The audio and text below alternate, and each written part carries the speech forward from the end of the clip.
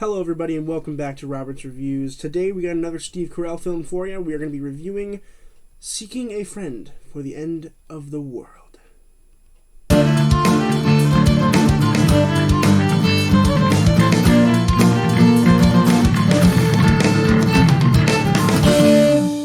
Seeking a Friend for the End of the World was released in 2012. It was written and directed by Lauren Safaria.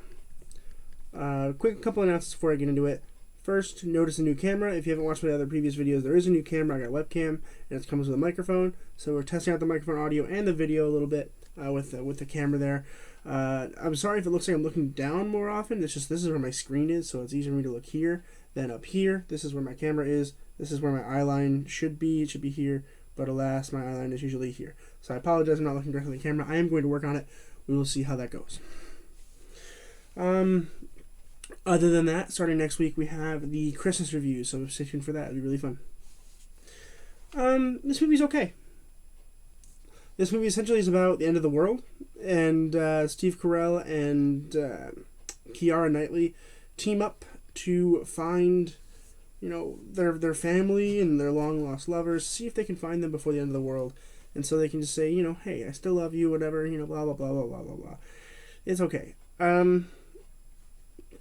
The premise is pretty cool. I didn't hate the premise. I had no idea what this movie was about before I watched it, and I was interested because it is kind of sort of the first Steve Carell drama film, besides like Dan in Real Life, which was awful.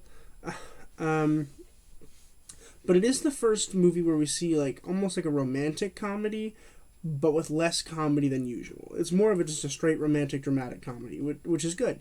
I like that. I think he does good at it. He's good at comedy, and I think he's good at drama, and I think he does really well in this film, strictly with the romantic drama thing, because he's never done that before. He's never been the romantic lead of a movie before. It's never been like his thing. So I'm really excited that we got to see that this time, because we normally don't get to. But I'm going to talk about the acting briefly, and I think this is going to be a pretty short review, because not a lot happens with this film. It's not like a super long film, particularly, so it should be a pretty quick review. First, talking about Steve Carell. So Steve Carell's character, Dodge, generally stays by himself most of the time. He's usually laid back. He's trying to kind of keep out of everyone's life because he's bad at relationships. His wife just left him minutes into the movie, so it's oof. And so he finds a letter from his ex-girlfriend who is basically saying, hey, I still love you. I'd still like to be with you. And the end of the world is 14 days away. So Steve Carell is trying to find his ex-girlfriend. But Penny comes in and basically derails the whole thing, and he says that he can get her home to see her family, which she would love to see her family before she dies, of course. So that is all on the plans. And Steve Carell does really good because in the beginning it's more of a comedy, and then it becomes more of a romantic drama, and then at the very end it's just straight drama, which is really good. And I think this is the first film that people were like, oh wait, Steve Carell might be able to do that kind of thing. That being said, the next couple of reviews that are Steve Carell are comedies. We've got films like Anchorman 2. We've got Burt Wonderstone coming out soon, in January, but soon still. And so it's interesting that this film came out and then he wasn't immediately doing dramas. I'm assuming that they saw this film later and they were like, oh, wait, we could probably cast him in dramas. Plus, he was probably already filming those couple of movies during the release of this film. So we'll see. Keira Knightley as Penny. I was distracted for the longest time because I did not know who Keira Knightley was. I had seen her before in something I couldn't quite put my finger on. I didn't pause the movie to look it up. I didn't really care that much because her performance was really solid and really, really good. I didn't really care who she was in, but it did distract me. I actually just looked it up now because I was looking up for pictures for my editing, and I was like, oh, I know her. She's from Pirates of the Caribbean. She just looks completely different in all these films. And I think it's interesting because I haven't seen all the Pirates of the Caribbean movies yet. I've seen a couple of them. I'm hoping to do a series on that at some point. Probably not in the near future, but in the future, I'll probably do a series on that. And Keira Knightley just does not look the same at all in this film than she does in Pirates of the Caribbean.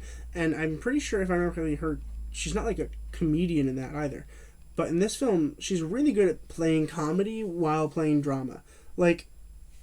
That's why comedy's so special, is because comedy is real life, right? These are not things that we wouldn't say as human beings. It's just, it comes off funny because we wouldn't expect it from somebody else, even though that is something that we would already say. And Keira Knightley has just a really good way of naturally inserting comedy and a lot of drama. I mean, there's this one scene that I almost teared up because she was on the phone with her parents and she was, really happy. And I was like, oh, I love this person a lot. So it was really nice to see all of that in her performance. Really, that's all I have to talk about. There weren't like any special effects or anything to talk about. It was really just a pretty straightforward movie. I enjoyed it. I had a good time watching it. I think maybe it was a little too long. There were a couple things I could have gotten rid of that would have shortened it, but I'm okay with it being in there. It wasn't too bad. The concept's good. The execution's pretty good. I had a couple issues with like speed, where in the beginning it was like way too fast, and then like in the middle it was like way too slow, and the ending was, in all words, it was quite perfect. I don't want to spoil the ending, but really good stuff happens in the ending, and it makes you really, really happy. I mean, obviously it's sad, but I was pretty happy with how it ended, so it's always good. With all that being said, I'm going to give this film a B+. And I already said why. I'm giving it a B+. But I think it's a pretty fair rating for this movie. You should check it out if you enjoy romantic comedies and that kind of stuff. I know a lot of people, like a lot of my friends, enjoy romantic comedies. So make sure you check out this movie if you're looking for a movie to watch with your loved one or whatever. It's pretty good. I enjoyed it. It's funny, a couple laughs, a lot of drama, some tears, really good stuff. So good on this movie. Well, next week starts the holiday-themed series, 12 Days of Christmas. We'll be doing The Grinch, Elf, Home Alone, Home Alone 2, Let It Snow, Jack Frost, It's a Wonderful Life, The Polar Express, National Lampoon's Christmas Vacation, A Christmas Carol, The Christmas Chronicles, and The Christmas Chronicles 2. And that will take us from the 14th through the 25th, uploads every day. That's 12 days in a row. Then we'll go back to our regularly scheduled thing. On New Year's Eve, I have Titanic coming out, and then I'll have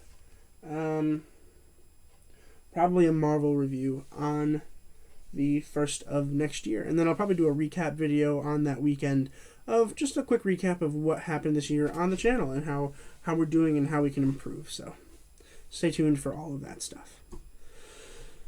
Well, I think that does it for me. So as always, keep watching films, keep staying educated, and I will see you guys in the next video.